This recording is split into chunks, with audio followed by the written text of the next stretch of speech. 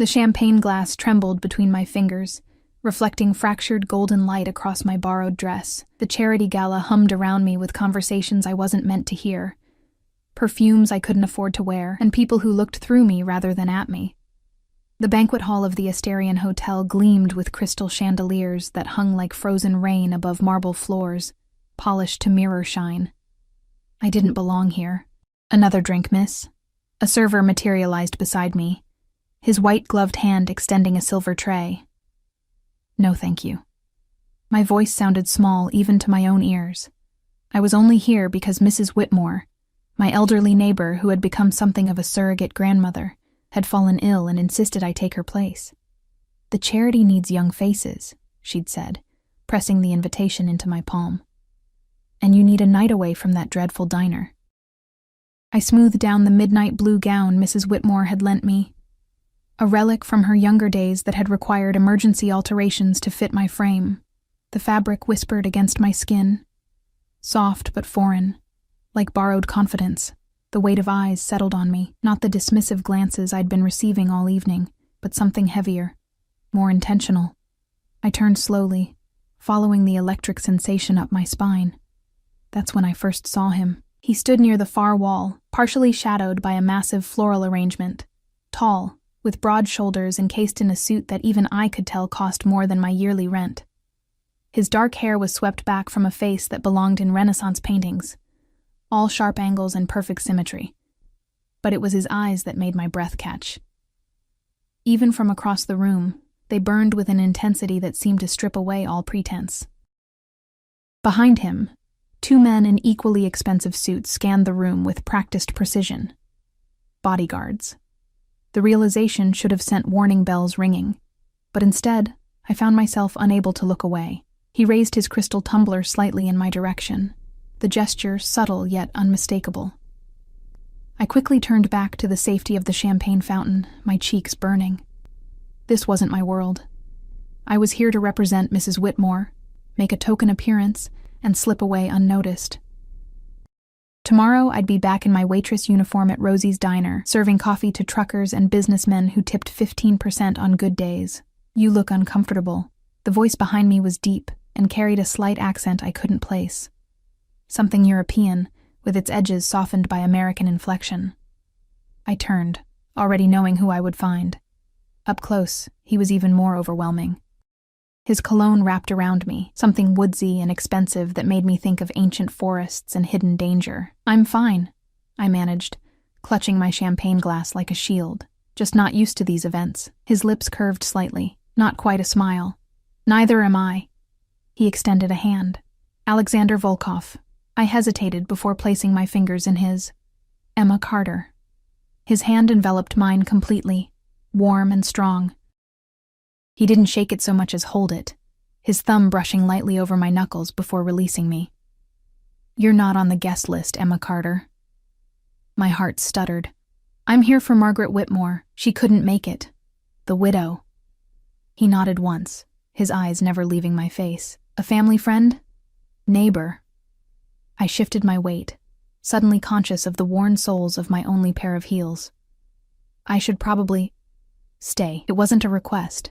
The night is young, and these events are tedious without pleasant company. Before I could formulate a response that wouldn't sound pathetically eager or rudely dismissive, a commotion near the entrance drew everyone's attention. A group of men entered, their laughter cutting through the refined murmur of the gala. Something in the atmosphere changed instantly. A subtle tightening, like the moment before a thunderstorm. Alexander's expression hardened to granite. One of his bodyguards leaned in to whisper something in his ear, and he gave an almost imperceptible nod in response. "Who are they?" I asked, curiosity momentarily overriding my nervousness. "Business competitors." His voice had cooled several degrees. "Excuse me for a moment, Emma." He moved away with fluid grace, his guards flanking him as he approached the newcomers. I watched as the group's boisterous energy dimmed under his approach. Words were exchanged, too low to hear, but the tension was palpable even from where I stood. One man, younger than the others, with slicked back hair and too many rings, gestured wildly, his face flushed with anger or alcohol or both. I should have used the distraction to slip away, to return to my small apartment with its leaking faucet and temperamental heating. Instead, I found myself drifting closer, drawn by some inexplicable gravity. "Disrespectful to bring your lackeys here," the younger man was saying, his voice carrying as the conversation heated. "This is a charity event, not a territory negotiation." "Yet here you are, Marco, making a scene." Alexander's voice remained perfectly level, which somehow made it more threatening. "I believe you were uninvited after last year's incident." Marco's face darkened. "You don't own this city, Volkov. No matter what your father led you to believe." Something dangerous flickered in Alexander's eyes. The bodyguards shifted subtly, hands disappearing inside their jackets. The movement was so smooth, so practiced, that I almost missed it, but I'd spent enough time in rough neighborhoods to recognize the gesture for what it was. They were armed. The realization hit me like ice water.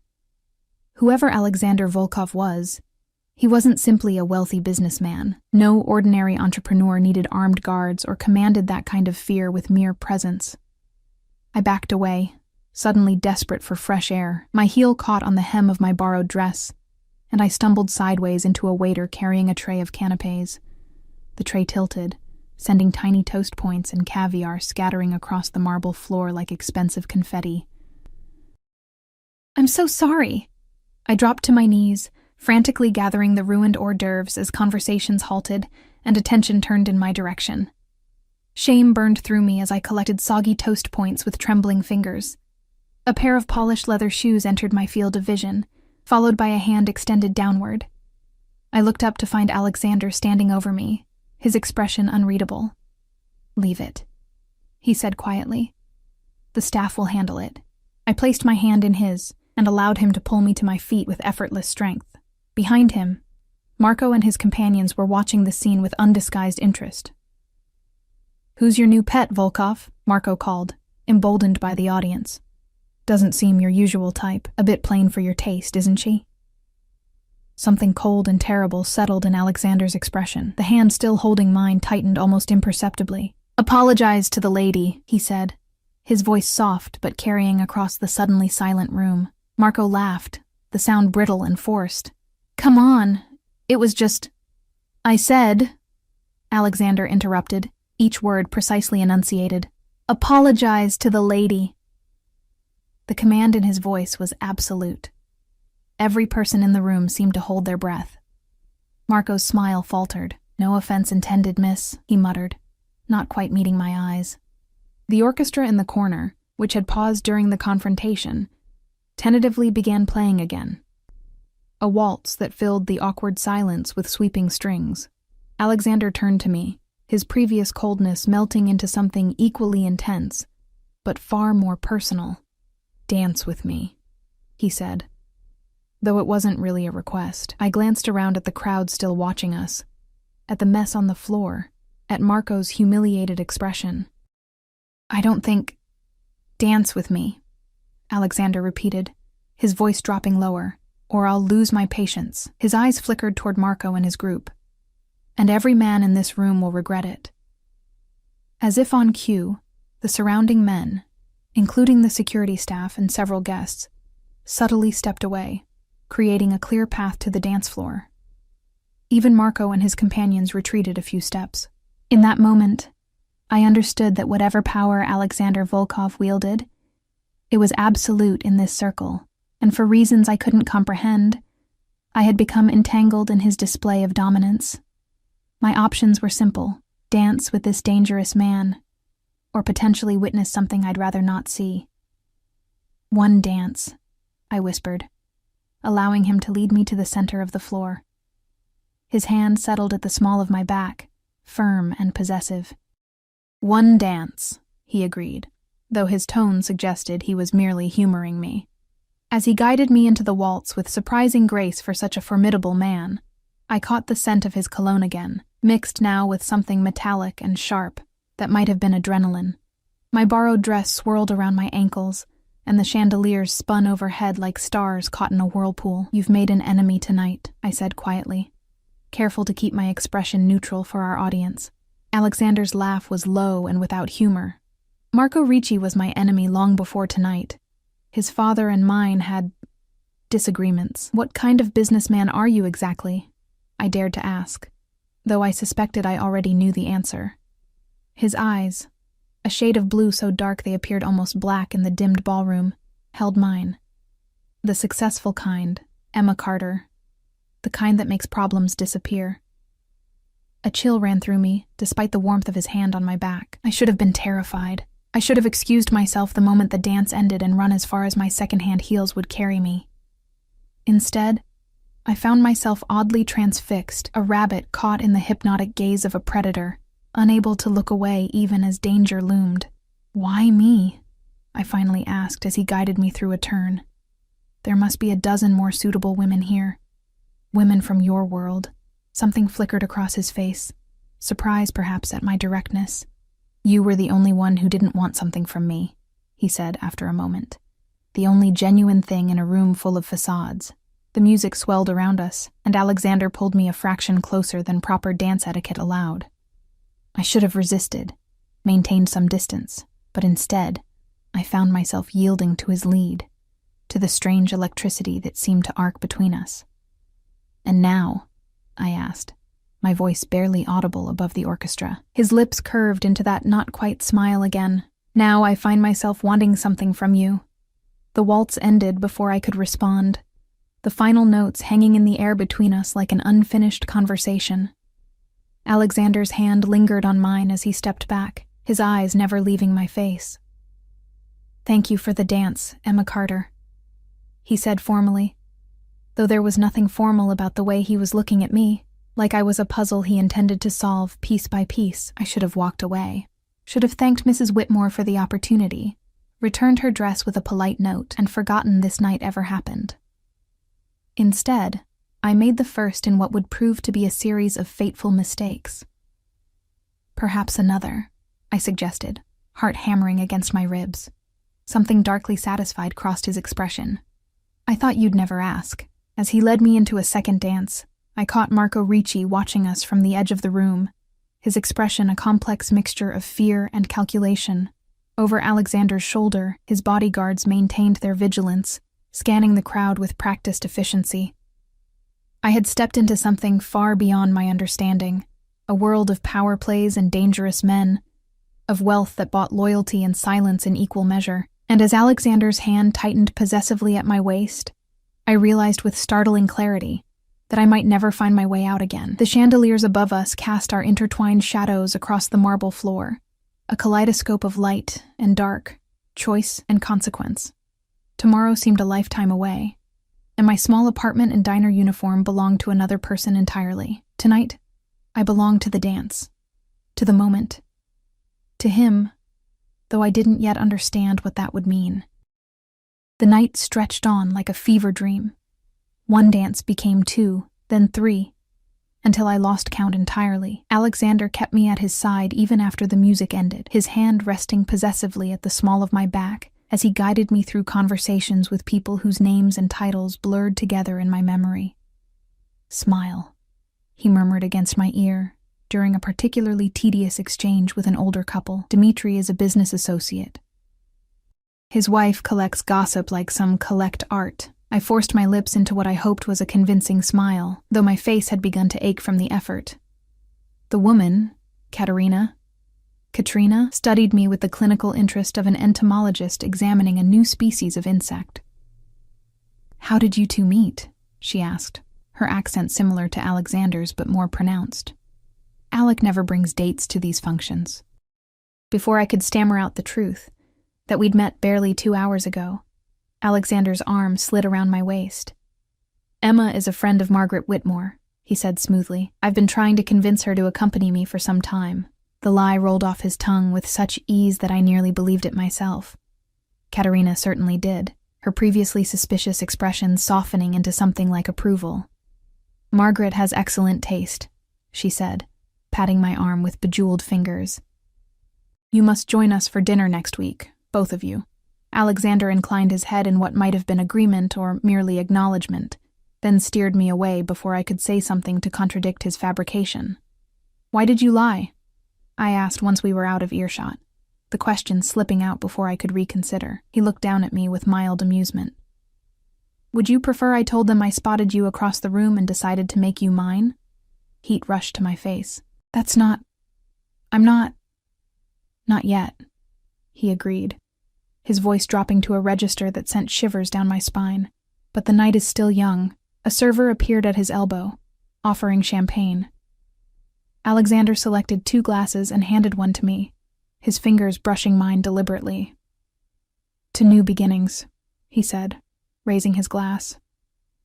I hesitated, then touched my glass to his. To truth, I countered. Something like respect flickered in his eyes before he took a sip. I did the same, the champagne sliding down my throat in an effervescent rush that did nothing to calm my nerves. One of his bodyguards approached, leaning in to whisper something. Alexander's expression hardened momentarily, before returning to its usual inscrutable calm. I need to step away briefly, he told me. Business that can't wait. Victor will stay with you. Before I could protest, he was gone, moving through the crowd with purposeful strides. In his place stood the taller of his 2 guards, Victor, apparently, a mountain of a man with close-cropped blonde hair and a face that seemed permanently set in disapproval. Mr. Volkov said to ensure your comfort, he stated flatly, his accent thicker than Alexander's. Do you require anything? What I required was a moment alone to collect my thoughts, to make sense of the whirlwind evening and the magnetic pull of a man I should, by all logic, be running from. Just some air, I said, gesturing toward the balcony doors visible through the crowd. If that's allowed. Victor's expression didn't change, but he nodded once and began clearing a path through the glittering attendees. People moved aside without question, their conversations faltering as we passed. I felt their curious glances like physical touches against my skin. The night air hit me like salvation when we finally stepped onto the balcony. The sounds of the gala muted behind us, replaced by the distant hum of city traffic and the whisper of wind through decorative topiaries. I moved to the stone balustrade and gripped it with both hands, letting the cool night air clear my champagne-fogged mind. Who is he, really? I asked without turning, the question directed at Victor, but mostly at the indifferent stars above. For a long moment, there was only silence, and I thought he might not answer. Then his heavily accented voice came from behind me, measured and careful. Mr. Volkov is a businessman with varied interests. Import, export, real estate, security. Security? I repeated, turning to face him. Is that what you call it? Victor's face remained impassive. It is what we call it. A door opened at the far end of the balcony, spilling light and music into our quiet sanctuary. Marco Ricci stumbled through, his movements suggesting he'd had considerably more to drink since our earlier encounter. He froze when he saw us, swaying slightly on his feet. Well, he slurred, his gaze fixing on me with unpleasant intensity. Volkov's new toy, left all alone. Victor moved with surprising speed for a man his size, positioning himself between Marco and me. Return inside, Mr. Ricci. You are intoxicated. Marco's laugh was ugly. And you're what? Her babysitter? Where's your boss? Found someone more interesting already? My fingers tightened on the stone balustrade. Mr. Volkov stepped away on business. He'll be back shortly. Business, Marco repeated, making the word sound obscene. Is that what he told you? Let me guess. He spotted you across the room, decided you were different from other women, made you feel special? His lip curled. It's his routine. Next week it'll be someone else. Victor took a step forward. Last warning, Mr. Ricci. Ask him about Natalia, Marco continued, his eyes locked on mine even as he retreated a step. Ask him what happens to his different women when he gets bored. Before Victor could respond, the main balcony doors swung open, and Alexander emerged. The change in atmosphere was immediate and electric. Marco's bravado visibly wilted under Alexander's cold gaze. I believe you were just leaving, Alexander stated, the words clipped and precise. Marco's jaw worked, but whatever courage the alcohol had granted him evaporated under that stare. He muttered something unintelligible and slipped past Alexander, back into the safety of the crowded ballroom. Silence descended, broken only by the distant sounds of the gala and the city beyond. Alexander dismissed Victor with a slight nod, waiting until the bodyguard had positioned himself by the balcony doors before approaching me. "Did he upset you?" he asked, his voice deceptively gentle. I studied his face, searching for any sign that Marco's words had affected him. There was nothing. His expression remained as controlled and unreadable as ever. "Who is Natalia?" The question escaped before I could stop it. Something dangerous flashed in his eyes. "Marco speaks of things he doesn't understand." "That's not an answer." "No," he agreed, moving closer. "It's not." He stood beside me at the balustrade now, close enough that I could feel the heat of him against the cool night air. Below us, the city sprawled in a tapestry of lights and shadows, cars moving like blood cells through illuminated arteries. "There are things about me you shouldn't know, Emma," he said after a moment, his voice lower. "Things that would make you run if you were wise." I turned to face him fully. "Then why am I here? Why single me out?" He studied me with an intensity that made my breath catch. "Because when I saw you across that room, trying so hard to disappear, I recognized something." His hand rose, knuckles brushing lightly against my cheek. "You're trapped, just as I am. Different cages, perhaps, but cages nonetheless." The touch of his hand sent electricity skittering across my skin. "I'm not trapped," I protested, though even to my own ears the words sounded hollow. "I can walk away any time." His smile held no humor. "Can you? Try it. Walk back through those doors, through the ballroom, and out the main entrance. See how far you get before you turn around." Indignation flared, burning away some of the fog that had surrounded me all evening. "You think quite highly of yourself." "No," he said softly. "I think something recognized something else tonight. Call it fate, call it chemistry, call it mutual self-destruction, but don't pretend you don't feel it too." The worst part was that he was right. Something had clicked into place the moment our eyes met across the ballroom. A key turning in a lock I hadn't known existed. I wanted to deny it, to prove him wrong by walking away. But the truth hummed between us like a live wire. "I should go home," I said instead, the words sounding weak even to my own ears.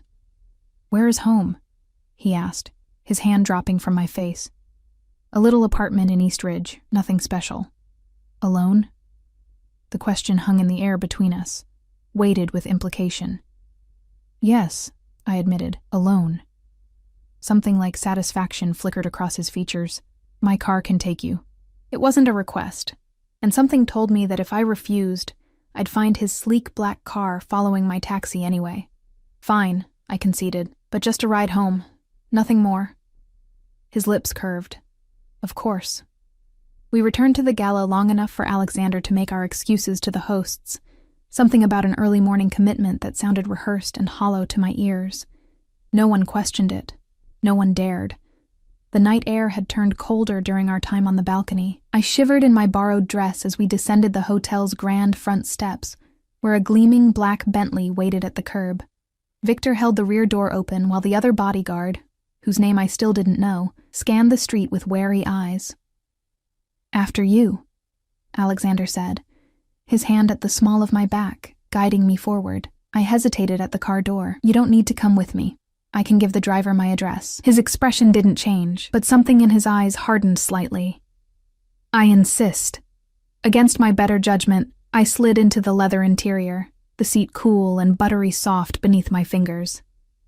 Alexander followed, settling beside me with easy grace. The door closed with a solid thunk, sealing us in a cocoon of luxury and silence. "East Ridge," he told the driver, then pressed a button that raised a privacy partition between the front and back seats. The car pulled away from the curb, gliding into the late-night traffic with barely a sound. I stared out the window, watching the opulent downtown buildings gradually give way to more modest structures as we headed east. "You're very quiet," Alexander observed after several minutes of silence. I turned to find him watching me, his face half-shadowed in the dimly lit interior. "I'm trying to make sense of tonight." "What's there to make sense of? We met. We danced. I'm taking you home." "Is that all this is?" I asked, unable to keep the skepticism from my voice. He shifted slightly, his knee brushing against mine in the confined space. "For tonight, yes. The implication that there would be more nights hung unspoken between us. I should have protested. Should have made it clear that this was a one-time encounter never to be repeated. Instead, I found myself studying the strong line of his jaw, the way his hands rested with casual confidence on his thighs. "Tell me about yourself, Emma Carter," he said, breaking into my thoughts. I gave a small, humorless laugh. "There's not much to tell. 26, waitress at Rosie's Diner, barely making rent most months, no family to speak of, not exactly a riveting biography." "No family at all?" Something in his tone made me glance at him sharply. "My parents died when I was 19. Car accident. No siblings." I paused, uncertain why I was sharing these details with a virtual stranger. "What about you?" His expression shuddered slightly. "My father passed last year. My mother lives in Moscow. I have a younger sister who refuses to speak to me." "Why?" "She disapproves of the family business." I thought of the armed bodyguards, of Marco Ricci's fear, of the way people had parted before Alexander like water around a stone. "Can't imagine why," I murmured. To my surprise, he laughed, a genuine sound that transformed his face, making him look younger and less forbidding. "You have fire in you, Emma Carter. I like that." The car slowed, turning onto my street with its row of aging apartment buildings. I hadn't told the driver my exact address, yet he navigated directly to my building without hesitation. "How did you—" I began, then stopped as realization dawned. "You already knew where I lived." Alexander didn't deny it. "I like to be informed." The car rolled to a stop in front of my building. Through the window, I could see the flickering exterior light that the landlord had been promising to fix for months, the cracked concrete steps leading to the security door with its broken intercom. "Not exactly the Ritz," I said, suddenly embarrassed by the contrast between the luxury of the Bentley and the shabbiness of my home. "Appearances can be deceiving," Alexander replied, his eyes never leaving my face. "What matters is what lies beneath." The driver opened my door, standing at attention beside it. I gathered my borrowed clutch and prepared to exit, only to find Alexander's hand on my wrist, his touch light but unmistakably restraining. "Have dinner with me tomorrow," he said.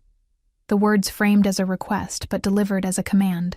I should have said no, should have thanked him for the ride and disappeared into my building, back into my real life with its predictable rhythms and manageable dangers.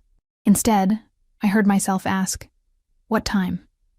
Satisfaction gleamed in his eyes. 7. "I'll send a car." "I can meet you somewhere," I countered, trying to maintain some illusion of control. His thumb brushed lightly over my pulse point, sending a shiver up my arm. 7, he repeated. "The car will be waiting." I slipped from his grasp and out of the vehicle, the night air cool after the warmth of the Bentley's interior. Alexander remained seated but leaned forward slightly. "Sweet dreams, Emma Carter," he said, his voice a low promise that followed me up the cracked concrete steps.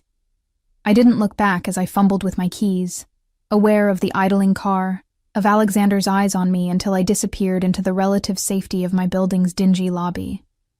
Only when I reached my apartment on the 4th floor, climbing the stairs because the elevator was perpetually out of order, did I allow myself to exhale fully. I kicked off my uncomfortable heels and sank onto the edge of my sagging mattress, still wrapped in Mrs. Whitmore's elegant dress that now seemed as out of place in my tiny apartment as I had felt at the gala. My phone chirped with an incoming message. The number was unfamiliar. Until tomorrow. AI stared at the screen, a mixture of dread and anticipation coiling in my stomach. How had he gotten my number? I hadn't given it to him. Hadn't given him my address either, yet he'd known exactly where I lived. Another message appeared below the first. "Don't overthink it," as if he could see me, could read my thoughts across the distance between us. I set the phone down carefully, as though it might bite, and moved to the window. The Bentley was gone, the street empty save for a few parked cars and the occasional passerby. Yet as I stared out at the night-shrouded city, I couldn't shake the feeling that I was still being watched, that I had walked willingly into something I didn't understand, a gilded cage whose door had just closed behind me with the softest of clicks. I drew the threadbare curtains and turned away from the window, but sleep eluded me long into the night. My dreams haunted by a waltz that never ended, and eyes that burned with dangerous promise. Morning arrived with harsh clarity, sunlight streaming through my thin curtains to illuminate the reality of my apartment, the water stain spreading across the ceiling, the mismatched furniture collected from thrift stores and sidewalk discards, the pile of bills on my kitchenette counter. Mrs. Whitmore's elegant dress hung from my closet door like a beautiful hallucination, the only tangible proof that last night had actually happened. My phone buzzed on the nightstand. Another message from the unknown number, from Alexander. "Good morning, Emma. The car will collect you at 6:30. I stared at the screen, torn between exhilaration and unease. Last night's champagne-infused bravery had dissipated with the morning light, leaving only questions. Who was this man, really? What did he want from me? And why was I so drawn to someone who radiated danger from every pore? My shift at Rosie's Diner started at noon, giving me plenty of time to return Mrs. Whitmore's dress and check on her condition. I dressed quickly in jeans and a faded t-shirt, carefully packing the gown in the garment bag she'd lent me. The morning was crisp, autumn asserting itself in the reddening leaves and cool breeze as I walked the 3 blocks to Mrs. Whitmore's brownstone. Unlike my dilapidated apartment building, her home stood proudly on a tree-lined street, its brick facade weathered but dignified. I rang the bell, shifting my weight nervously from foot to foot. Mrs. Whitmore answered wearing a silk robe, her silver hair pinned neatly despite her illness. "Emma, dear," she greeted me, voice slightly hoarse but warm. Come in, come in." I followed her into the parlor, where sunlight filtered through lace curtains onto antique furniture. The room smelled of chamomile tea and the rose potpourri she made each summer. "How are you feeling?" I asked, setting the garment bag carefully across a chair. "Much better today," she assured me, settling onto her floral sofa with the grace of a woman half her age. "But never mind that. Tell me about the gala. Did you enjoy yourself?" The question seemed inadequate for the whirlwind of the previous night. "It was unexpected," I admitted, perching on the edge of an armchair. "I met someone." Mrs. Whitmore's eyes sparkled with interest. "Oh? Anyone I might know?" I hesitated. "Alexander Volkov." The change in her expression was subtle, but unmistakable, a tightening around her eyes, a slight stiffening of her posture. "I see," she said carefully. "And how did you find Mr. Volkov?" "You know him," I stated rather than asked, watching her reaction. Mrs. Whitmore sighed, reaching for the teacup on the side table beside her. "I knew his father, Mikhail, and I've met Alexander at various functions over the years." She took a deliberate sip before continuing. "The Volkovs have been influential in this city for 2 decades, ever since they arrived from Russia." "What kind of influence?" I pressed, thinking of the armed bodyguards, of Marco Ricci's fear. Her gaze met mine steadily. "The kind that doesn't bear close examination, dear." She set her cup down with a gentle clink. "Alexander has taken over most of his father's enterprises since Mikhail's passing last year." I swallowed hard. "Is he dangerous?" "Everyone with power is dangerous to someone," she replied, the non-answer hanging between us. "He asked me to dinner tonight." Mrs. Whitmore's fingers tightened around her teacup. "And will you go?" "I already said yes," I admitted. "But now I'm not sure it's wise." She was quiet for a long moment, studying me with eyes that had seen far more of life than I had. "Alexander Volkov is not a man one says no to lightly," she finally said. "But neither is he his father, for better or worse." "What does that mean?" "It means," she said carefully, "that Mikhail was cruel by nature and calculation. Alexander, from what I've observed, is calculating but not inherently cruel. He can be protective of what he considers his."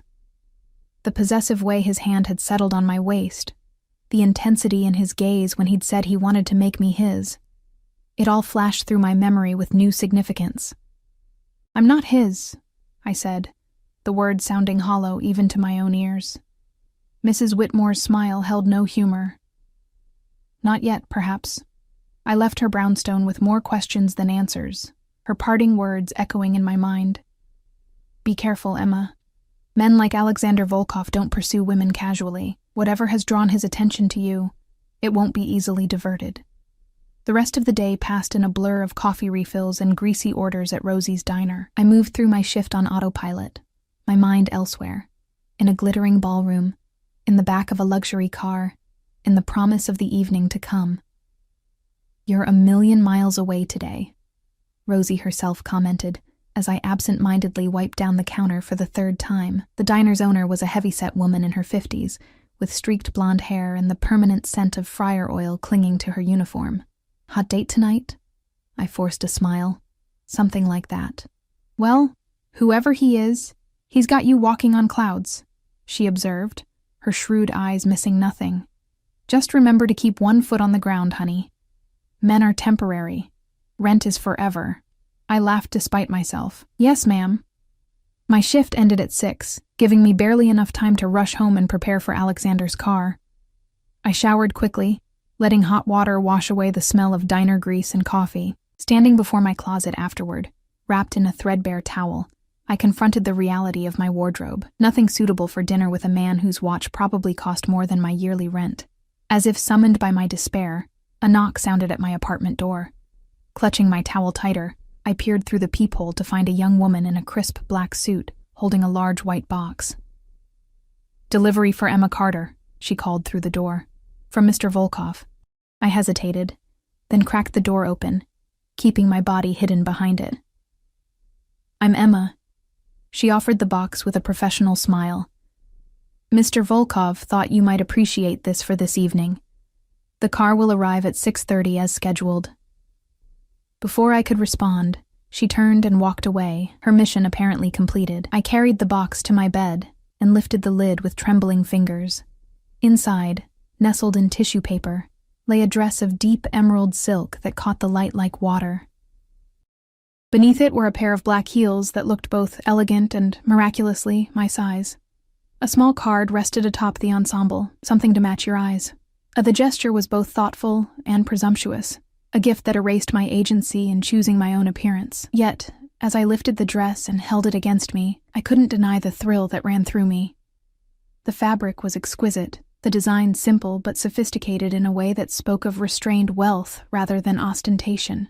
I slipped it on, the silk cool against my skin, and turned to the small mirror on my closet door. The reflection startled me. The dress fit as though it had been made for me, highlighting curves I usually concealed beneath waitress uniforms and casual clothes. It made my eyes look greener, my skin paler, my hair darker.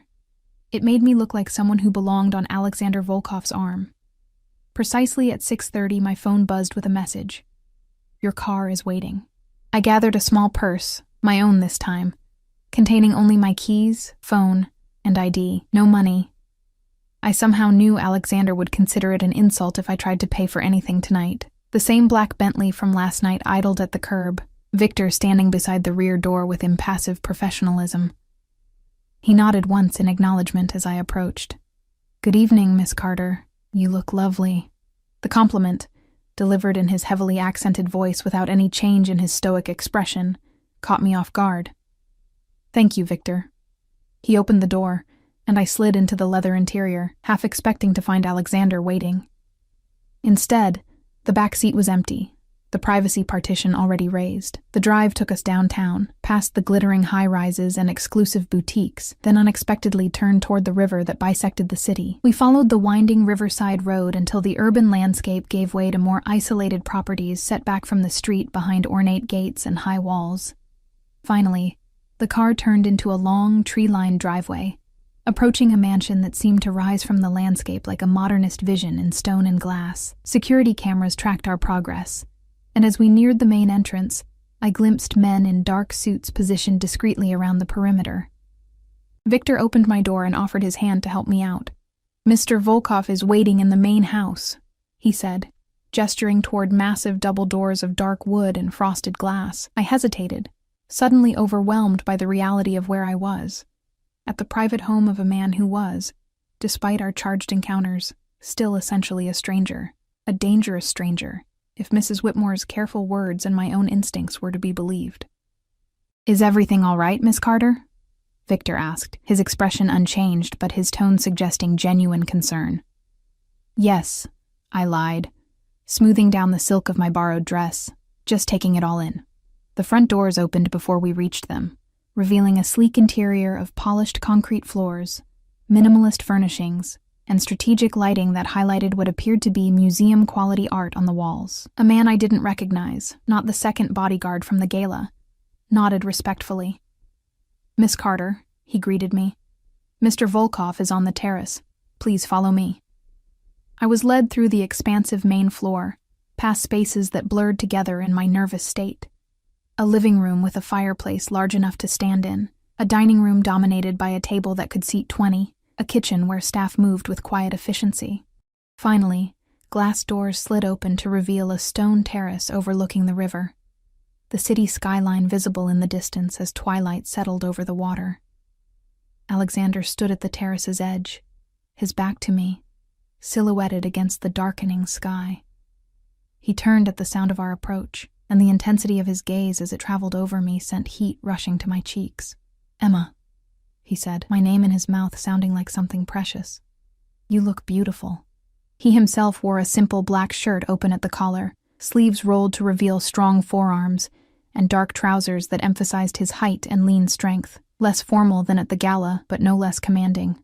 "Thank you for the dress," I said, finding my voice. "It wasn't necessary. I disagree." He moved closer, circling me slowly, his eyes appreciative but calculating. "It suits you perfectly. I knew it would." I forced myself to meet his gaze. "Do you always dress your dinner guests?" A smile played at the corners of his mouth. "Only the special ones." The man who had escorted me cleared his throat discreetly. "Dinner is ready to be served whenever you wish, sir." Alexander nodded dismissal, his eyes never leaving my face. "Would you like a tour of the house first? Or perhaps a drink?" "A drink," I decided, needing something to steady my nerves. He guided me to a seating area on the terrace, his hand at the small of my back, that same possessive touch from the gala. A bottle of champagne already waited in an ice bucket beside 2 crystal flutes. "You seem tense," he observed as he poured the champagne, the golden liquid catching the light from the terrace lanterns. "I'm dining at the home of a man I barely know, wearing a dress he purchased for me after being driven here in his car," I replied, accepting the flute he offered. "Forgive me if I'm a little on edge." Alexander settled beside me on the cushioned bench, close enough that his thigh brushed against mine. "You don't trust me." "Should I?" I countered, taking a sip of champagne to hide my nervousness. He studied me for a long moment. "No," he finally said, surprising me with his honesty. "You shouldn't trust anyone in this world, Emma. Least of all men with power. Then why am I here?" His eyes darkened. "Because despite that wisdom, there's something between us that defies rational caution. I felt it the moment I saw you. You felt it too." The truth of his words resonated uncomfortably. There was something between us, a pull as inexorable as gravity, drawing me toward him despite every warning bell in my mind. "Tell me about your business," I said, changing the subject. "The real version, not what you tell people at charity galas." Alexander's expression shuddered slightly, but he didn't feign ignorance. "My family has interests in shipping, real estate, private security, and certain regulatory services." "Regulatory services," I repeated skeptically. "Is that what they're calling organized crime these days?" I regretted the words the moment they left my mouth, half expecting anger or denial. Instead, Alexander laughed, that same genuine laugh from the car ride, transforming his severe features into something almost boyish. "You really do have fire," he said, his eyes warming with what seemed like genuine appreciation. "Yes, Emma. Some would call it organized crime. Others would call it filling the gaps left by inefficient governance. It depends on your perspective." "And your perspective is?" He sipped his champagne thoughtfully. "My perspective is that I inherited an empire built by my father, an empire with thousands of employees who depend on me, with operations spanning continents, with enemies waiting for any sign of weakness." His voice hardened slightly. "I didn't choose this life, Emma, but I won't apologize for excelling within its constraints."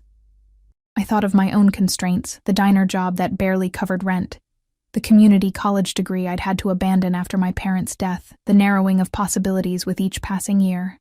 "We're all trapped in something," I murmured, echoing his words from the gala. Alexander's eyes met mine, something like recognition flashing in their depths. Yes, he agreed softly. We are.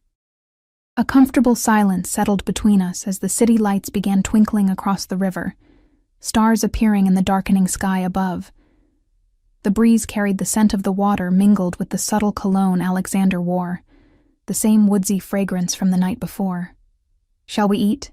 he suggested after our glasses were empty, rising and offering his hand. I placed my fingers in his, allowing him to guide me back through the glass doors, into a smaller, more intimate dining room than the formal one we'd passed earlier. A table for two had been set near windows overlooking the terrace and river beyond, candles flickering between elegant place settings.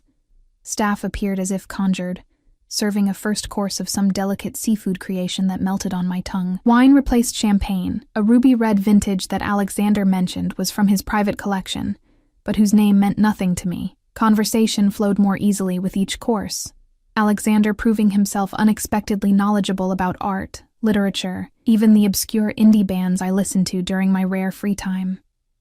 I found myself relaxing despite my earlier reservations, drawn into his orbit by more than just physical attraction or danger, by genuine intellectual connection.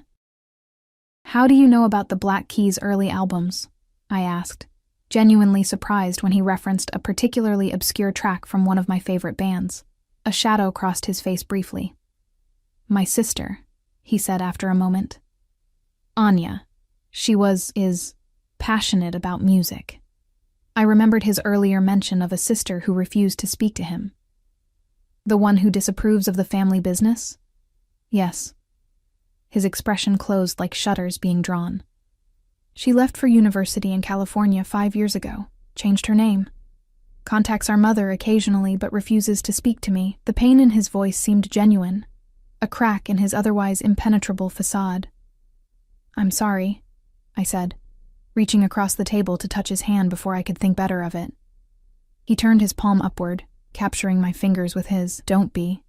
She's safer away from all this." His thumb traced circles on my wrist, sending shivers up my arm. "Which is why I should be strong enough to let you walk away too." My breath caught. "But you're not going to." His eyes locked with mine, darkening with intent.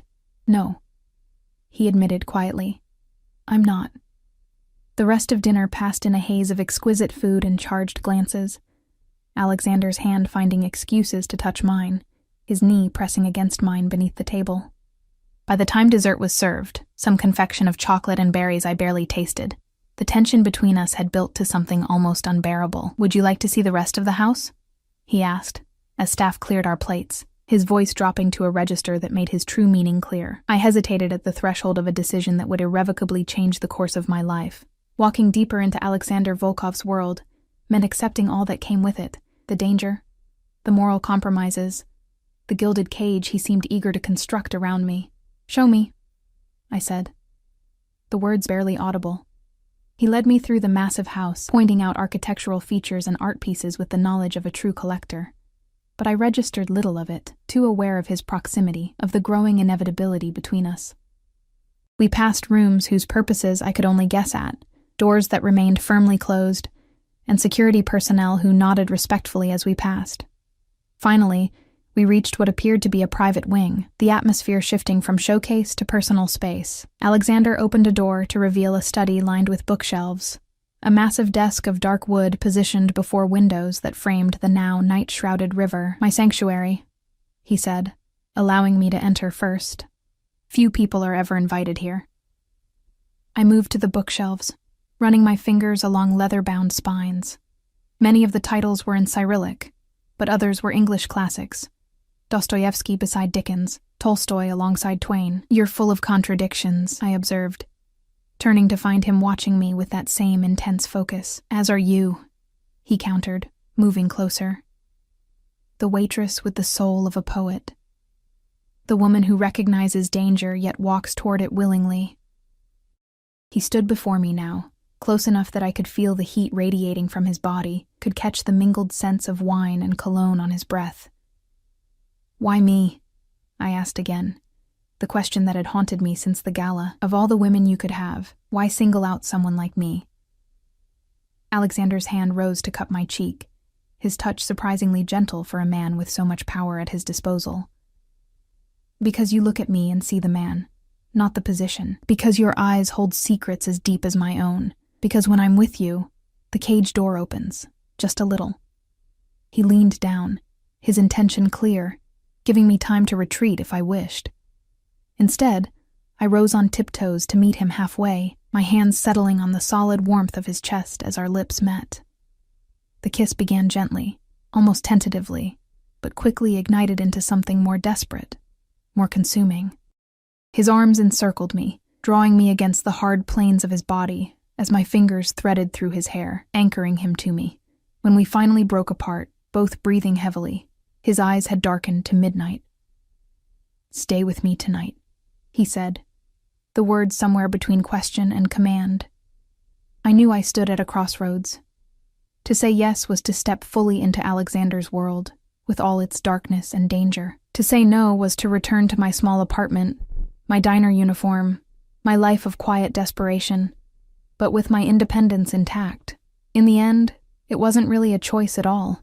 "Yes," I whispered against his mouth, feeling his smile curve against my lips before he kissed me again, deeper this time, with a possessiveness that both thrilled and frightened me. As he led me from the study toward what I assumed was his bedroom, a phone rang, not the subtle chime of a cell phone, but an actual landline, its sharp trill cutting through the charged atmosphere between us. Alexander froze, his expression shifting from desire to something colder, more controlled. "I need to take that," he said, his voice tight with regret, and something that might have been concern. "Wait here. I won't be long."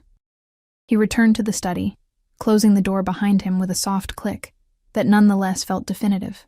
I stood in the hallway, the spell of the moment broken, rational thought beginning to reassert itself in the absence of his overwhelming presence. What was I doing?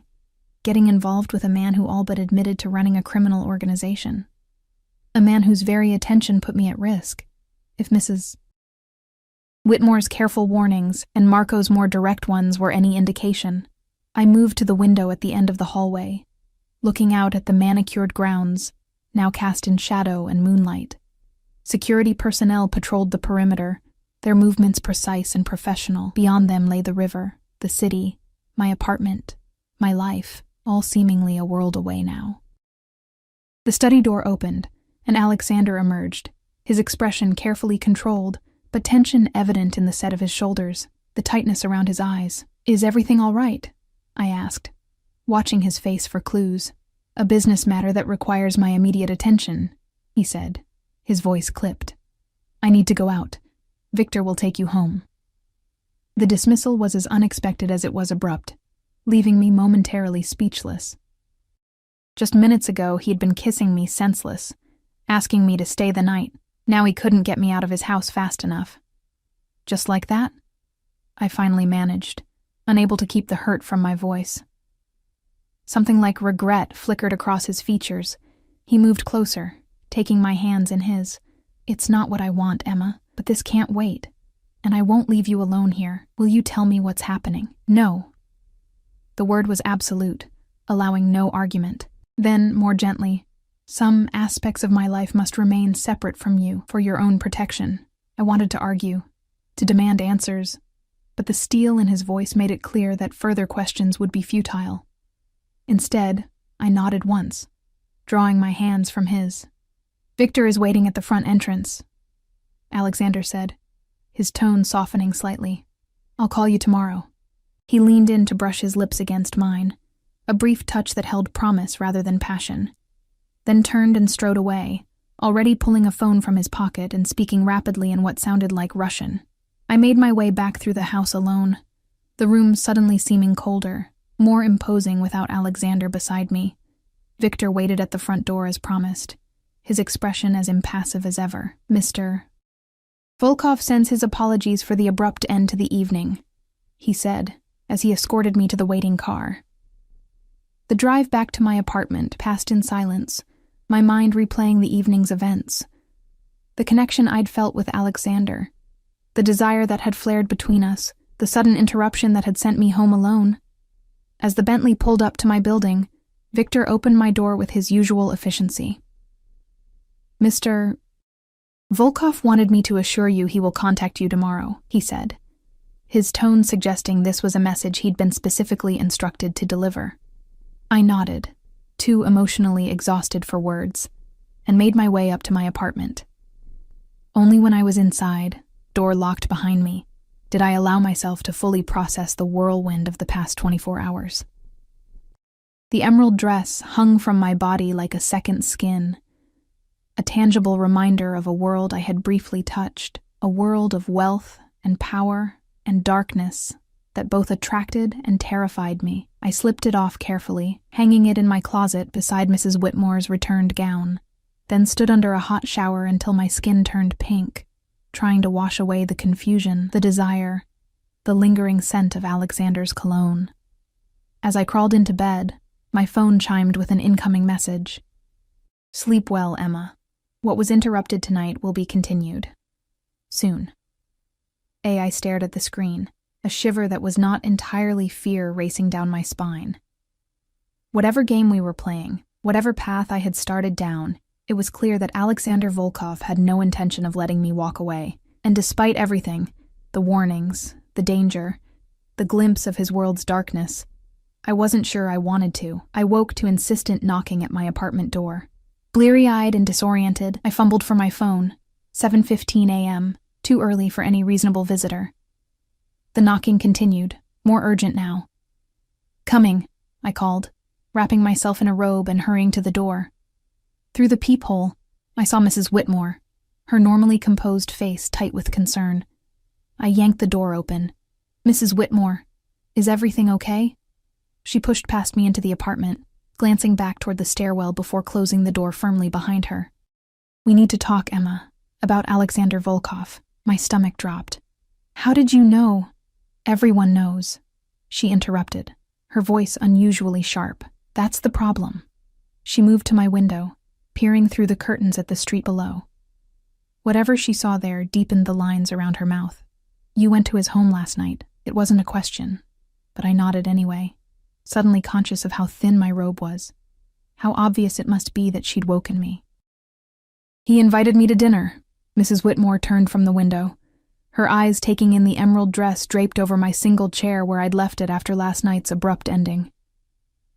And he gave you gifts. It's just a dress, I said, the words sounding hollow even to my own ears. It's never just a dress with men like Alexander Volkov. She sank onto the edge of my unmade bed, suddenly looking every one of her 70-plus years. Sit down, Emma. There are things you need to understand. I perched beside her, pulling my robe tighter against the morning chill and the gravity in her voice. You're scaring me. Good, she said simply. You should be scared.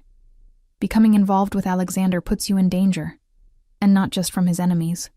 What do you mean? Mrs. Whitmore sighed, her hands twisting in her lap. I told you I knew his father, Mikhail. What I didn't tell you is how well I knew him. She paused, seeming to gather herself. 30 years ago, I was you, Emma.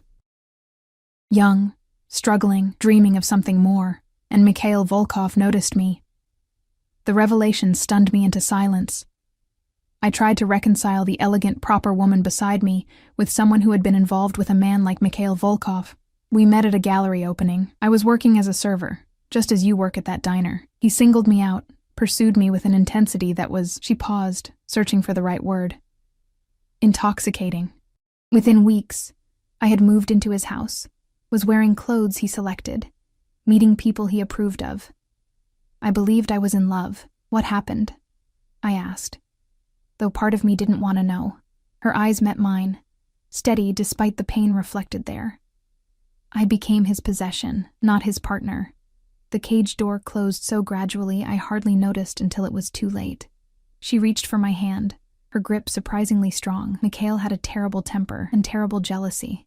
The implication hung in the air between us. I thought of Alexander's controlled intensity, the possessiveness in his touch. Alexander isn't his father, I said quietly. No, she agreed. He's not, but the apple rarely falls far from the tree. And he was raised in Mikhail's shadow, watching his father's methods, absorbing his lessons. She squeezed my hand. The car that's been parked across the street since dawn. Those are Alexander's men. Watching you. Protecting you, perhaps, but also monitoring you. I felt the blood drain from my face. What? Mrs. Whitmore nodded toward the window. Black sedan. 2 men inside. They followed me when I left my house to come here. I rose and moved to the window, carefully parting the curtains just enough to peek through. Sure enough, a black car idled at the curb, its windows tinted but not enough to completely obscure the silhouettes of 2 men in the front seats. I didn't give him permission to have me watched, I said, anger rising through my shock. Men like Alexander don't seek permission, Emma. They take what they want and justify it as protection, as care, as love. Mrs. Whitmore stood, moving to join me at the window. I managed to get away from Mikhail only because he allowed it, because I was pregnant, and the child wasn't his. I turned to her, stunned by this new revelation. You have a child. Pain flashed across her features. Had, she corrected gently. A daughter. She died in childbirth, along with her baby. Mikhail let me go because I was damaged goods to him by then, but he never quite released his claim on me. Even after he married Alexander's mother, he would send gifts on my birthday, have men check on me periodically. The parallels to my own situation were too stark to ignore, the unexpected attention from a powerful man, the gifts, the surveillance. Why are you telling me this now? Because last night, after you left Alexander's house, there was an incident. A man was found in the river, Marco Ricci. The name hit me like a physical blow. I remembered his drunken confrontation on the balcony, his warnings about a woman named Natalia, his obvious fear of Alexander. Is he dead? No, not yet, but in critical condition at Mercy Hospital. The official story is that he was mugged and thrown from the riverside path, but nobody believes that. Mrs. Whitmore's eyes held mine. This is the world you're stepping into, Emma. A world where people who cause problems disappear or have accidents, where women become possessions to be controlled and monitored. I sank back onto the bed, my legs suddenly unable to support me. Alexander had to leave suddenly last night, I murmured. Said it was business that couldn't wait. Mrs. Whitmore's expression softened with something like pity. I don't know if Alexander ordered this attack personally. He's more calculated than his father was, less prone to emotional violence, but it happened under his authority, in his territory, to a man who had publicly disrespected him. And you. My phone chimed from the nightstand. With trembling fingers I reached for it, somehow knowing who the message would be from. Good morning, Emma. I hope you slept well. Car will collect you at noon for lunch. Another message appeared below it almost immediately. Wear the green dress again. I couldn't stop thinking about how beautiful you looked in it. Mrs. Whitmore didn't need to see the screen to understand. He's summoning you, she said, not unkindly. What will you do? It was the question I'd been asking myself since the gala, since the first moment Alexander's eyes had locked with mine across that glittering ballroom. What would I do? Continue down this path with a man who represented everything dangerous and seductive about power? Or retreat to the safety of my ordinary life, with its ordinary struggles and predictable limitations? I don't know, I admitted, setting the phone aside. Mrs. Whitmore nodded, as though my uncertainty confirmed something for her. When I left Mikhail, I had nothing. No money, no connections, no protection. He could have destroyed me with a word. Do you know why he didn't? I shook my head. Because I knew things. Secrets. Details about his business, his associates, his methods. She straightened her shoulders. Information is protection, Emma. If you go forward with Alexander, keep your eyes open and your ears sharper. Notice everything. Remember everyone. It may be the only insurance policy you have. She rose to leave, pausing at the door. Whatever you decide, be certain it's what you want. Men like Alexander Volkov don't accept rejection gracefully, and they never forget what they consider betrayal. After she left, I sat motionless on the edge of my bed, her warnings circling in my mind like vultures. Outside, the black sedan remained, a visible reminder of Alexander's reach. My phone gleamed on the nightstand, awaiting my response to his invitation, or summons, as Mrs. Whitmore had called it. I had 3 hours before the car would arrive, or not arrive, depending on my decision. 3 hours to choose between safe obscurity and dangerous possibility. The hot water of the shower did nothing to clear my thoughts. As I dressed in my everyday clothes, jeans and a simple blouse, my eyes kept straying to the emerald dress, its fabric catching the morning light like a silent promise. My phone rang. Not a message this time, but an actual call, Alexander's number. I stared at the screen, my finger hovering over the accept button before finally pressing it. Hello? My voice sounded smaller than I intended. Emma. Just my name, but the way he said it sent shivers down my spine despite my reservations. You didn't respond to my messages. I was in the shower, I said, the mundane detail feeling strange in conversation with him. Ah. A pause, filled with unspoken implications. Did you sleep well? I thought of Mrs. Whitmore's revelations, of Marco Ricci in the hospital, of the men watching my apartment. Not really. Another pause, longer this time. When he spoke again, his voice had cooled slightly. You've heard about Marco's unfortunate accident. It wasn't a question. I gripped the phone tighter. Was it an accident? Of course, he replied smoothly.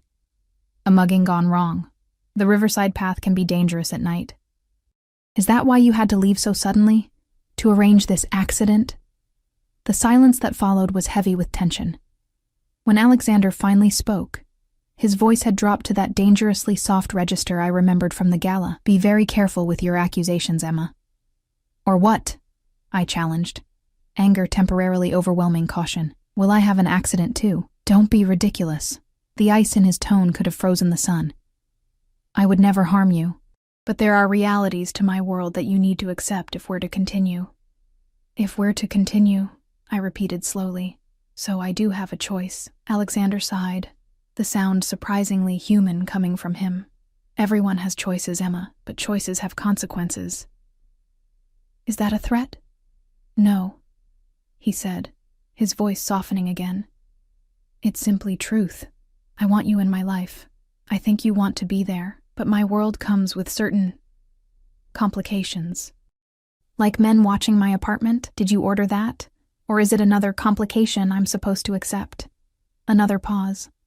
I see Mrs. Whitmore has been filling your head with concerns. The fact that he knew about her visit, so recent that the men in the car couldn't possibly have reported it yet, sent a chill through me. Are you having my apartment bug too? No, he said, sounding genuinely surprised at the suggestion. But Margaret Whitmore visiting you the morning after our dinner is hardly coincidental. She has her own history with my family.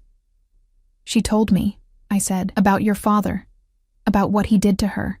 Alexander was quiet for so long, I wondered if the call had dropped.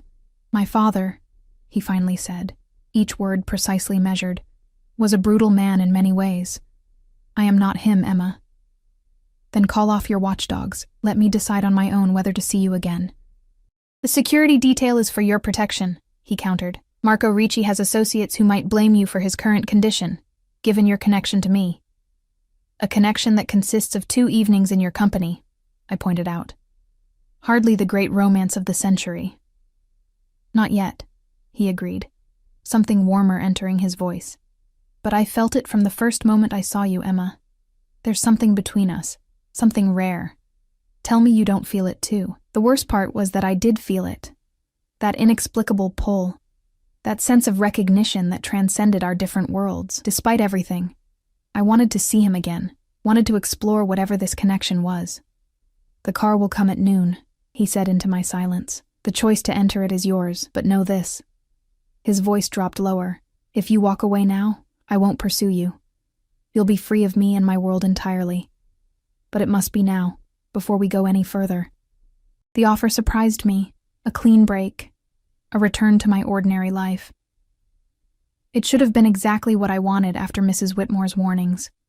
After learning about Marco's accident, I need to think, I said finally. Of course, he replied, his tone neutral once more. Until noon then, perhaps. The call ended, leaving me in silence broken only by the distant sounds of traffic and my own uneven breathing. I moved to the window, looking down at the black sedan still parked at the curb. The men inside were just doing their jobs, following orders, protecting me, if Alexander was to be believed. I thought of my shift at Rosie's later that afternoon, of the endless cycle of coffee refills and greasy plates, of tips that barely covered groceries. I thought of my parents, gone too soon, leaving me to navigate adulthood alone. I thought of the community college degree I'd had to abandon, of dreams deferred and eventually discarded. Then I thought of Alexander, his intensity, his intelligence, the unexpected depth behind his controlled exterior, the way he looked at me as though I were precious and mysterious rather than ordinary and struggling. The feeling of his hand at the small of my back, his lips against mine. At 11:30, I reached for the emerald dress. The black Bentley arrived precisely at noon, Victor emerging to open the rear door with his usual stoic efficiency. I approached slowly, wearing the dress Alexander had sent, my own worn jacket over it against the autumn chill, a small bag containing a change of clothes slung over my shoulder. "Good afternoon, Miss Carter," Victor greeted me, his expression giving nothing away. "The men watching my building," I said without preamble. "Are they coming too, or staying to monitor my empty apartment?" Victor's mouth twitched in what might have been the ghost of a smile. "They have been reassigned, Mr. Volkov called them off an hour ago." The small concession shouldn't have warmed me as it did, Alexander responding to my wishes, removing the surveillance I'd objected to. I slid into the back seat, half expecting to find him waiting. Once again, the car was empty. This time our destination wasn't Alexander's riverside mansion, but a private dining room in Luciano's, an upscale Italian restaurant downtown. The maitre d' greeted me by name as Victor escorted me inside, leading us through the main dining area, where heads turned to watch our progress, and into a secluded room with a single table set for two beside a window overlooking a small courtyard garden. Alexander rose as I entered, his eyes moving over me with undisguised appreciation. He wore a charcoal suit that emphasized the breadth of his shoulders, a crisp white shirt open at the collar. No tie, no bodyguards visible within the room, an attempt at normalcy that was belied by the closed door and Victor's position just outside it. "You came," he said simply, moving around the table to pull out my chair. "I came," I agreed, allowing him to seat me. "But I have conditions." Something like amusement flickered in his eyes as he returned to his own seat. "I'm listening." "No more surveillance without my knowledge or consent," I began, meeting his gaze steadily. "No more surprise gifts left at my door. No more assumptions about my availability." I took a breath. "And complete honesty about what happened to Marco Ricci." Alexander sipped from a glass of water, studying me over the rim. "The first three conditions are reasonable," he said after a moment. "As for Marco, he was attacked by unknown assailants while walking alone at night in an area known for muggings. That's the official story, and it's the one you should maintain if asked." "And the unofficial story?" His expression didn't change, but something in his eyes hardened. "Are you wearing a wire, Emma?" The question shocked me. "What? No, of course not." "Then don't ask questions whose answers could put both of us at risk." He set down his glass with deliberate precision. "There are aspects of my business that must remain separate from our personal relationship, for your protection as much as mine. So I'm supposed to just ignore the fact that a man who warned me about you ended up nearly dead the same night?" "Yes," he said simply. "That is exactly what I expect you to do." A server entered with a bottle of wine, temporarily halting our conversation. Alexander tasted and approved it with the ease of long practice, waited for our glasses to be filled and the server to depart, then leaned forward slightly. "Emma," he said, his voice gentler, "I understand your concerns. Margaret Whitmore's experience with my father has colored her view of me, understandably so. But I am offering you something different, a relationship based on mutual respect and honesty, within certain necessary boundaries." "What kind of relationship?" I asked, the question that had been hovering between us since the gala. "What exactly do you want from me?" Alexander's eyes held mine. "Everything," he said simply. "Your time, your trust, your body, your heart. I want to share my life with you, to give you everything you've ever wanted or needed." The intensity of his declaration should have frightened me. Instead, It sent heat coursing through my veins, a mixture of desire and something deeper, more dangerous. "You barely know me," I pointed out, trying to maintain some perspective. "I know enough," he countered. "I know you're intelligent, resilient, and unimpressed by wealth or status. I know you've been alone too long, fighting your own battles. I know you feel this connection between us just as strongly as I do." His hand moved across the table to cover mine. "The rest, we can discover together." The server returned with our first course, forcing Alexander to withdraw his hand. The meal progressed with conversation that carefully skirted our earlier tension. He asked about my interests, told me stories about his university days in London, made me laugh with surprisingly sharp observations about the city's social elite. By dessert, the wine and his undivided attention had worked their magic, relaxing me despite my lingering reservations. When he suggested we walk in the restaurant's private garden, I agreed readily, wanting to extend our time together. The autumn air held a crispness that complemented the golden late-afternoon sunlight filtering through turning leaves. Alexander guided me along a stone path that wound between carefully tended flower beds and ornamental trees, his hand at the small of my back in that now familiar possessive touch. "I've been thinking about your conditions," he said, as we paused beside a small fountain. "And I have a counter-proposal." I turned to face him, conscious of his height, his proximity, the subtle cologne that I was beginning to associate with safety despite all logic to the contrary. "I'm listening." "Move in with me," he said, the directness of the suggestion taking my breath away. "Not as a possession or a trophy, but as my partner. Share my home, my life." His eyes held mine, serious and intent. "No surveillance necessary if you're by my side. No questions about my business that put either of us at risk. Just us, building something together." I stared at him, momentarily speechless. I can't just... "Why not?" he challenged gently. "What's holding you to that apartment, to that diner job? What would you be giving up that couldn't be replaced with something better?" The answer, of course, was independence, the freedom to make my own choices, to fail or succeed on my own terms. Yet even as that thought formed, I questioned it. What freedom did I really have, trapped in poverty, in a dead-end job, in a life that had narrowed to survival rather than living? "I need time," I said finally. "This is moving too fast," Alexander nodded, disappointment visible in his eyes but accepting my hesitation. "A compromise, then.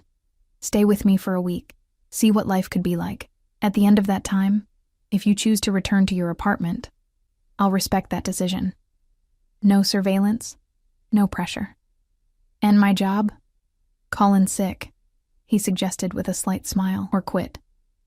I suspect Rosie will survive without you for a week." The offer was tempting, a trial run of a life I could barely imagine, with an exit strategy if it proved too much. "When would this week start?" His smile widened, sensing my wavering resistance. "Now. Tonight." "I don't have clothes, toiletries, all easily acquired," he interrupted. "Or we can stop at your apartment for whatever you need." I thought of Mrs. Whitmore's warnings, of Marco in the hospital, of all the reasons I should walk away from Alexander Volkov and never look back. Then I thought of returning to my empty apartment, to the loneliness that had been my constant companion since my parents' death, to the grinding struggle of making ends meet. 1 week, I agreed finally. No commitments beyond that. Alexander's smile held triumph and genuine pleasure in equal measure. 1 week, he echoed, raising my hand to his lips. Though I suspect it will be enough to convince you. We returned to my apartment briefly to collect essentials, clothes, medications, the few mementos of my parents I couldn't bear to leave behind. Alexander waited in the living area while I packed, his presence filling my tiny space in a way that made it seem even smaller, more inadequate. As I zipped my overnight bag, I caught sight of Mrs. Whitmore's number on a notepad by my bed. Impulsively, I sent her a text. "I'm staying with A for a week, a trial period. I'll be careful. Thank you for your concern." Her reply came almost immediately. "Remember what I told you. Eyes open, ears sharp. Call if you need me. Anytime." The drive to Alexander's mansion felt different this time, less like entering forbidden territory, more like embarking on an adventure. Alexander held my hand throughout the journey, his thumb tracing patterns on my skin that sent shivers of anticipation up my arm. Staff greeted us upon arrival, efficiently whisking away my modest bag. Alexander led me through the house to a wing I hadn't seen the previous night, opening double doors to reveal a suite that took my breath away, a bedroom larger than my entire apartment, with floor-to-ceiling windows overlooking the river, a sitting area with a fireplace, and glimpses of a bathroom that appeared to be entirely marble. "Your rooms," he said, watching my reaction closely. "Connected to mine through that door." He indicated a door in the far wall, but with your own entrance as well. Privacy when you want it, company when you desire it. I moved to the windows, taking in the view as twilight settled over the river. "It's beautiful," I admitted, overwhelmed by the luxury that Alexander took for granted. He came to stand behind me, his hands settling on my shoulders. "You're beautiful," he murmured, his breath warm against my ear. "I've been thinking about our interrupted evening since the moment I had to send you home." I turned in his embrace, looking up into eyes that had darkened with desire. "No more interruptions?" "None," he promised, his hands sliding down to my waist. "I've cleared my schedule entirely. For the next week, my only priority is you." When he kissed me, it was with the same intensity as the previous night, but with a new edge of possession, of certainty that I was now, at least temporarily, his. I yielded to it, to him, allowing myself to be swept into the current of desire that had been building since our first meeting. His hands moved over the silk of the emerald dress, tracing the curves beneath with appreciative skill. "As stunning as you look in this," he murmured against my neck. "I've been imagining you without it since the moment you first wore it."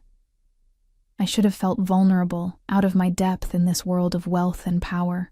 Instead, as Alexander's fingers found the zipper at the back of my dress, I felt a surprising sense of strength, of choice. I was here because I wanted to be, stepping into his world with eyes wide open. "Show me," I whispered against his mouth, my hands already working at the buttons of his shirt. "Show me what it means to be yours."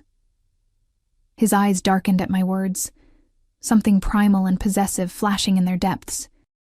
"Mine," he agreed, the single word holding both question and confirmation. As the dress slipped from my shoulders to pool at my feet, as Alexander gathered me into his arms to carry me toward the massive bed, I surrendered to the inevitability that had been set in motion the moment our eyes met across that glittering ballroom. For better or worse, for 1 week or longer, I had stepped fully into Alexander Volkov's world, into his life, his arms, his heart. And despite every warning, every rational objection, I couldn't bring myself to regret it. Days blended into one another in Alexander's world. I woke each morning in his arms, sunlight filtering through floor-to-ceiling windows to bathe us in golden warmth. We shared breakfast on the terrace overlooking the river, spent afternoons exploring the city in ways I never could have afforded. Private museum tours, exclusive restaurants, boutiques where staff knew Alexander by name, and treated me with deference that was both thrilling and discomfiting.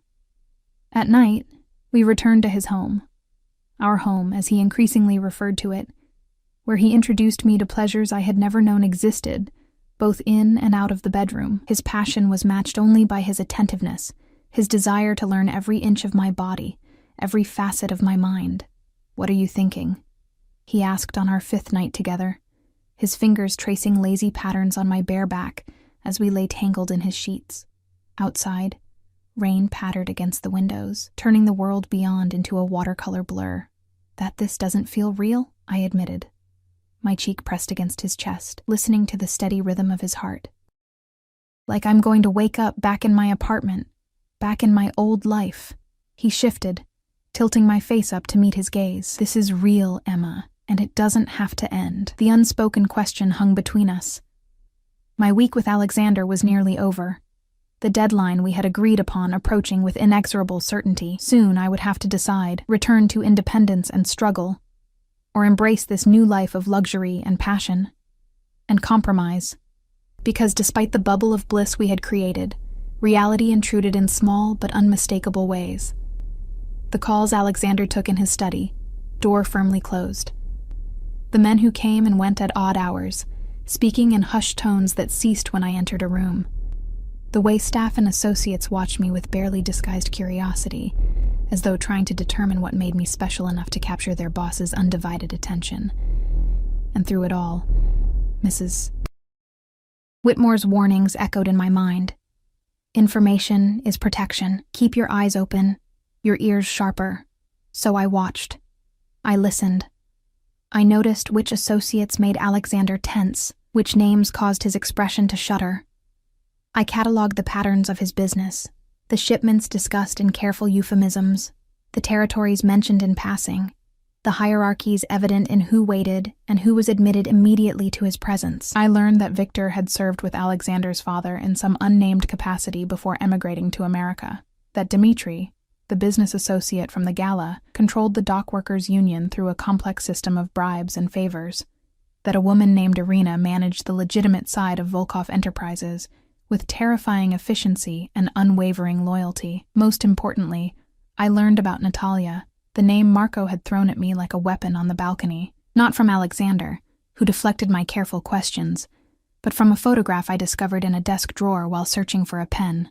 Alexander, with his arm around a stunning blonde, her smile brittle, her eyes haunted. Mr. Volkov's former fiancée, Victor had explained when I casually showed him the photo, his expression giving nothing away. Before my time with him. What happened to her? I had asked, keeping my tone light, merely curious. Victor's eyes had met mine, something like warning in their depths.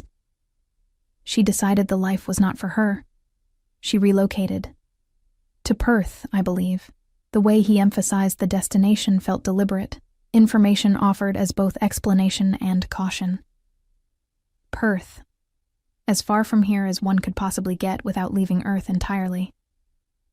These thoughts swirled through my mind as Alexander's fingers continued their gentle exploration of my skin, his eyes studying my face with that intensity that still made my heart race. "You're thinking too hard again," he murmured, pressing his lips to my forehead. "What's troubling you?" "Marco Ricci," I said, the name slipping out before I could reconsider. "Has there been any update on his condition?" Alexander's body tensed subtly beneath mine, though his expression remained neutral. "He's recovering. The doctors expect a full recovery, physically at least." "Physically?" A slight shrug. Some memory loss around the incident. Not uncommon with head trauma. His fingers resumed their path along my spine. Why the sudden interest in Marco? I chose my words carefully. I was thinking about the night we met. How he confronted you at the gala. Ancient history, Alexander dismissed. Our families have been rivals for generations. His father and mine were at odds on many issues, like your father and Mrs. Whitmore. I suggested, testing boundaries. Something darkened in his eyes. Not quite the same situation. My father had genuine feelings for Margaret, in his way. The Riccis have always been business competitors, nothing more. I propped myself up on one elbow, studying his face in the dim light. What happened between them? Between your families? Alexander was quiet for a long moment, his expression unreadable. Then he sighed, one hand coming up to brush hair from my face with unexpected tenderness. "You won't let this go, will you?" he asked, resignation rather than anger in his voice. "I want to understand your world," I said truthfully. "All of it, not just the parts you choose to show me." Another silence. Longer this time. I waited, patient, sensing he was weighing how much to reveal. "The Volkovs and Riccis have controlled different aspects of this city's underground economy for decades," he finally began, his voice measured. "My father handled imports, exports, protection. Antonio Ricci specialized in gambling, prostitution, local drugs. An uneasy balance existed. Not peace exactly, but a mutual understanding of boundaries." He shifted, sitting up against the headboard, drawing me against his side as though needing the physical connection to continue.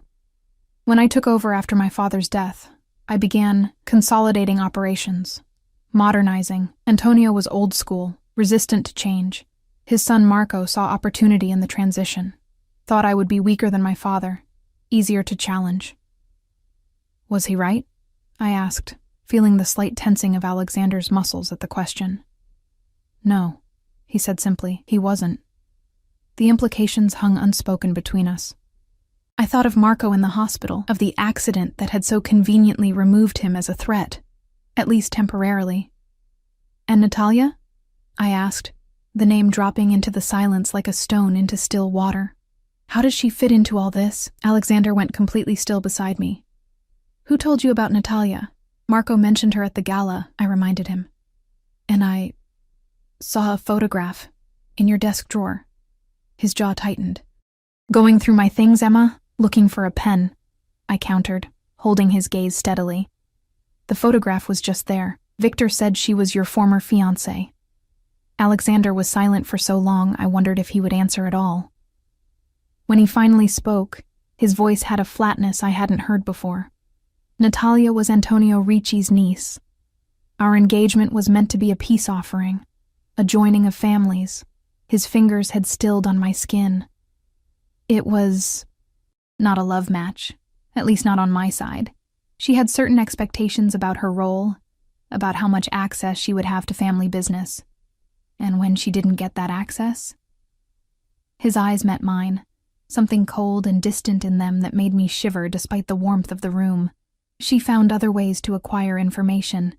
Information she then shared with her uncle and cousin. The pieces clicked together in my mind with sickening clarity. She betrayed you. Yes. The single word held volumes of pain and fury. Pillow talk can be a powerful intelligence-gathering tool. I thought of Mrs. Whitmore's advice. Information is protection, and wondered suddenly if I had been playing a more dangerous game than I realized in my careful observations of Alexander's world. What happened to her? I asked, though part of me didn't want to know the answer. Nothing happened to her, Alexander said, his voice controlled once more. When I discovered her betrayal, I ended our engagement and suggested she might be happier elsewhere. She chose Perth. A generous settlement ensured her comfort and her silence. Relief washed through me, though questions lingered. Had Natalia truly left voluntarily? Or had exile been the only alternative to a fate like Marco's? And what did it say about me that I was relieved, rather than horrified by the possibility? I would never betray you, I said softly, the words emerging unbidden. Alexander's expression softened, his hand coming up to cup my cheek. I know, he said, with a certainty that both warmed and unsettled me. You're not Natalia. You don't want my money or my power. You want me. He kissed me then, a kiss that deepened quickly into something more urgent, more consuming. I yielded to it, to him, pushing aside unanswered questions and lingering doubts in favor of the immediate, undeniable connection between us. Later, as Alexander slept beside me, I stared at the rain-streaked windows and confronted the decision looming before me. 2 days remained of our agreed-upon week.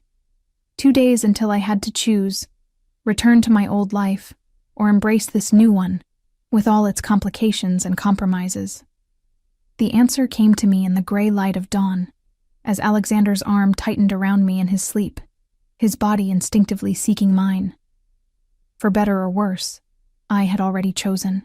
Perhaps I had chosen the moment I accepted his dance at the gala, or when I entered his car for dinner, or when I agreed to this trial week. I belonged with Alexander now, to him in some ways, but more importantly to myself in his world. The Emma Carter who had existed before, struggling, invisible, alone, seemed like a half-formed version of the woman I was becoming at his side. When he woke, I was watching him, my decision evident in my eyes before I spoke the words. Ask me again, I said quietly. He blinked sleep away, understanding dawning as he took in my expression. Move in with me, he said, no hesitation in his voice. Be my partner, my equal, my love. Yes, I replied simply. His kiss was jubilant, possessive, tender all at once. When he finally pulled away, his eyes held a warmth I was still getting used to seeing directed at me. I'll have your things moved from your apartment today, he said, already making plans, claiming my life as his own. And we should celebrate tonight. Dinner at Lumen? Or perhaps Wait, I interrupted gently. Before we get caught up in planning, there's something I need to say. Alexander stilled, wariness replacing the joy in his eyes. You're having second thoughts already? No, I assured him, taking his hand in mine. But I need you to understand something. I'm choosing you, choosing us, with my eyes wide open. I know who you are, what you do. I'm not asking you to change or to protect me from the truth. Relief flickered across his features, followed by something deeper, more complex. Emma, let me finish, I said, squeezing his hand. I know there will be parts of your business I can't be involved in. Lines you won't cross for me, just as there are lines I won't cross for you. I'm not asking for full transparency in everything, just honesty between us, here, in our private life. He studied me for a long moment, as though seeing me anew. What exactly are you saying? I'm saying I accept your world, Alexander. But I won't be Natalia, using your bed to gain information. And I won't be a possession, like Mrs. Whitmore was to your father. I met his gaze steadily. I'll be your partner in every sense that matters, but I'll also be myself, with my own boundaries, my own principles. Something shifted in his expression, respect mingling with the desire that was always present when he looked at me. And if those principles come into conflict with my world, then we'll figure it out together, I said simply. That's what partners do. He was quiet for a moment, considering my words with the careful deliberation he brought to all important decisions. Finally, he nodded, his hand tightening around mine. Partners, he agreed, the word sounding like both promise and challenge. The celebration that night was intimate rather than extravagant. Dinner on the terrace despite the autumn chill. A fire blazing in the outdoor hearth. Just the two of us with the city lights spread below like scattered stars. Alexander had arranged for my few belongings to be moved from my apartment. My keys turned into my landlord. My employment at Rosie's Diner, formally terminated with a generous bonus that had made Rosie's eyes widen with shock. To new beginnings, Alexander said, raising his glass to mine as we sat beside the fire, wrapped in soft throws against the evening air. And clear eyes, I added, thinking of Mrs. Whitmore's warnings, which had proved both accurate and incomplete. Yes, there was danger in Alexander's world, compromises required, hard truths to face. But there was also this: connection, passion, possibility. 3 months later, the transformation of my life was complete in ways I could never have imagined that first night at the charity gala. I had found my place in Alexander's world, not as his possession or his weakness, but as his strength, his confidant, his conscience when needed. I maintained certain boundaries. I refused security details unless genuinely necessary, insisted on keeping my friendship with Mrs. Whitmore despite her history with his father, and established a small foundation, using part of the allowance Alexander had set up for me, helping women escape abusive relationships and build independent lives. Alexander, to his credit, respected these choices. He negotiated rather than demanded, compromised where it mattered, and gradually allowed me glimpses into the aspects of his business he had initially kept separate.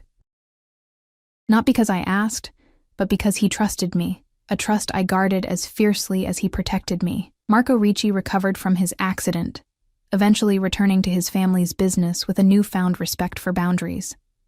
The tension between the families eased, not into friendship, but into a more stable coexistence, facilitated in part by my neutral presence at Alexander's side. Mrs. Whitmore, initially skeptical of my decision, gradually came to accept that my relationship with Alexander was fundamentally different from hers with his father. He looks at you differently, she admitted during one of our weekly teas. Mikhail looked at me as a possession. Alexander looks at you as if you're essential to him. The truth of her observation struck me with particular force one evening, 6 months after I had moved into Alexander's home. We were hosting a charity event, my first as official hostess of the Volkov estate, when I overheard a conversation not meant for my ears. She's changed you, Dmitri said to Alexander in a quiet moment, the two men standing near the study door as I approached from the hallway. Softened your edges. Not softened, Alexander corrected, his voice carrying the quiet authority I had come to know so well. Focused. Everything I do now has clearer purpose. Because of her? Doubt colored Dimitri's tone. A waitress you met at a gala? I still don't understand what makes her different from all the others. There was a pause, during which I should have announced my presence but found myself frozen, waiting for Alexander's answer. The others wanted what I could give them, he said finally. Money, status, protection. Emma wants me, just me. And she sees me, not the position, not the power, not the legacy. She makes choices with her eyes wide open, knowing exactly who and what I am. And that's enough? Dmitri pressed. This domestic arrangement, this partnership? Alexander's laugh held genuine amusement. More than enough. It's everything. I stepped back quietly, not wanting to embarrass either man by revealing my eavesdropping. But Alexander's words stayed with me throughout the evening, warming me more than the champagne or the admiring glances of guests who had once looked through me as though I were invisible. Later that night, after the last guest had departed and we had retreated to the privacy of our rooms, Alexander watched me remove the diamond earrings he had given me for the occasion, simple but exquisite, like most of his gifts these days, chosen with increasing understanding of my tastes. Happy? He asked, his eyes meeting mine in the mirror as I sat at the vanity. I turned to face him fully, considering the question with the honesty that had become the foundation of our relationship. Was I happy? The life we had built together bore little resemblance to any future I could have imagined for myself before that fateful gala. It came with complications I was still learning to navigate, compromises I sometimes struggled to reconcile with my principles. Yet it also brought passion, purpose, partnership with a man whose complexities matched my own, a man who had offered me the world, but valued me most for seeing beyond its glittering surface to the person beneath. Yes, I said simply, rising to cross the room to him. I'm happy. His arms encircled me, drawing me against the solid warmth of his chest. Even with all the complications? He asked, a rare vulnerability in his voice.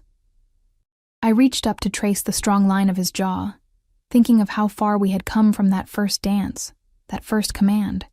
Even with all the complications, I confirmed, because they're our complications, and we face them together.